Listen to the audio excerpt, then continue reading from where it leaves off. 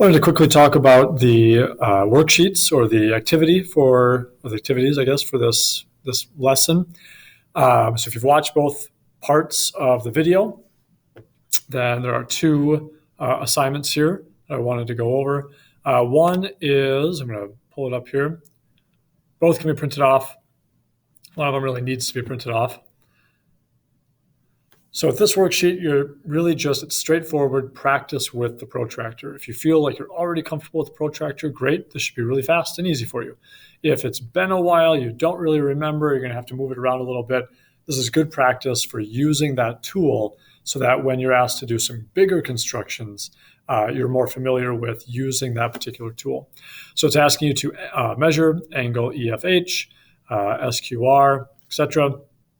Part of this is also identifying the angle.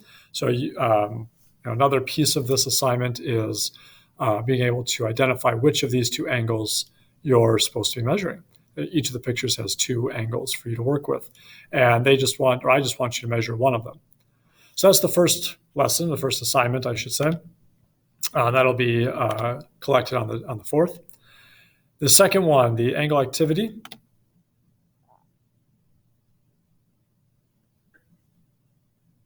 Waiting for it to load. There we go. Looks like this. And this activity you're going to be doing by yourself because we're not in class. But the way it's set up is you've got some different pictures of basically clock faces. It's not necessarily a clock face, but it looks like it.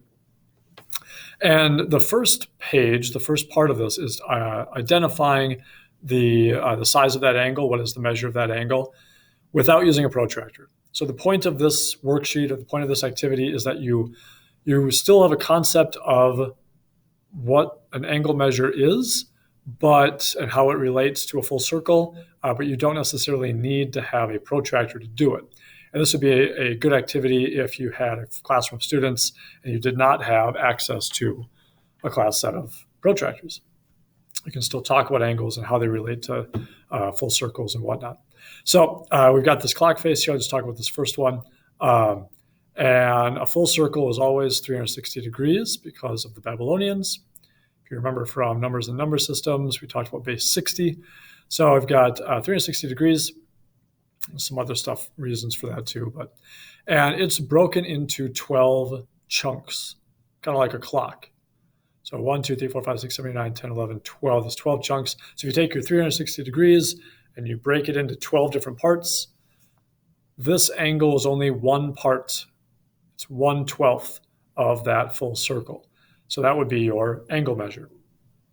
And then you also are asked to classify it, right, obtuse or acute. And you keep going.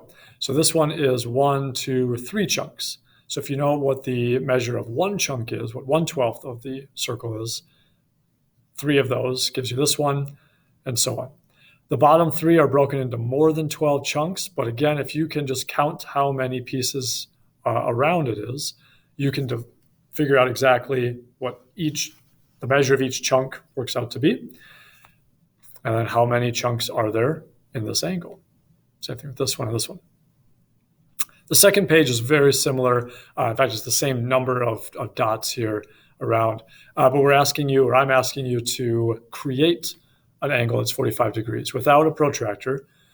So you would count how many of these pieces do you need to make 45 degrees. It doesn't specify whether the angle goes to the right or to the left, so it doesn't matter as long as it's 45 degrees. Same thing with the rest of them. So you need to draw an angle that is exactly that many degrees. And if you know what the angle of each chunk is, then you can make that angle. So that's how those two assignments are done. And that's what I expect to see on the 4th.